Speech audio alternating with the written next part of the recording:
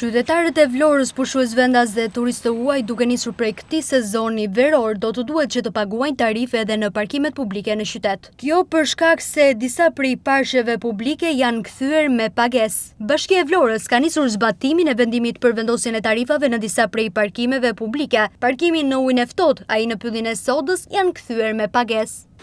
Në Vlorë, disa prej parkimeve më të mëdha publike në qytet janë kthyer me pagesë. Zbatimi i pagesës ka nisur në fakt në sezonin veror në periudhën kur qyteti ka më tepër pushues vendas dhe të huaj.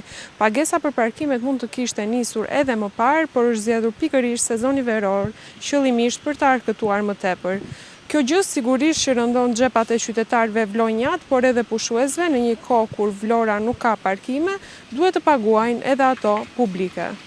Pagesa ka nisur të zbatohet në sezonin veror në kohën kur këto parqe frekuentohen më tepër. Atëherë kur qytetarët dhe pushuesit e kanë më të nevojshëm parkimin, duhet të paguajnë me qëllimin e qartë që pushteti të argëtojë më tepër. Kjo gjë sigurisht që rëndon në xhepat e këtyre të fundit. Tarifat e parkimeve publike janë njësoj si të privatit, ku 1 orë parkim kushton 50 lek, 2 orë 100 lek, 2 deri në 5 orë 200 lek, 5 deri në 8 orë 300 lek, 8 deri në 12 orë 400 lek dhe 12 deri në 24 orë 500 lek. Vlen të theksohet se pavarësisht vendosjes së tarifave, në këtë parkim mungojnë investimet.